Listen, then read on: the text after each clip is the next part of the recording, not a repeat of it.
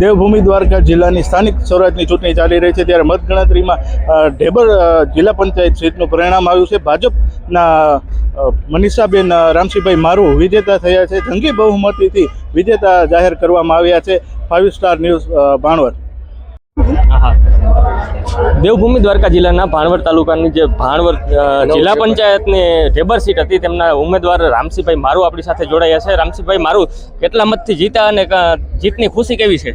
જીતની ખુશી તો આજ ભાજપ પાર્ટીમાં મને ટિકિટ જ પ્રથમથી આપી। એમાં મુળુભાઈ બેરા, પૂનમબેન માડમ, મયુરભાઈ ગઢવી પાર્ટીના પ્રમુખ, આ બધાનો હું પહેલાં તો હર્ષદભાઈ અમારે યુવા નેતા, આ બધાય આગેવાનોના સહકારથી પહેલાં તો મને પાર્ટી મારી કદર કરી, બધાનો નેતાઓનો ખૂબ ખૂબ આભાર અને પછી પબ્લિકનો આભાર માનું છું કે મને આવડી જંગી લીડથી 2600 મતથી જીતાડ્યો।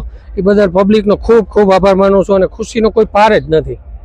ને અમે ભાજપ પાર્ટી એક એવી છે કે જે વિકાસના નામ ઉપર લોકોએ મત આપ્યા અને અમે વિકાસ કરવામાં કોઈ પાછી પાની નહીં કરી। અમારે પંચાયતથી પાર્લામેન્ટ સુધી સરકાર છે અને સરકાર ખૂબ વિકાસના કામ કરે છે।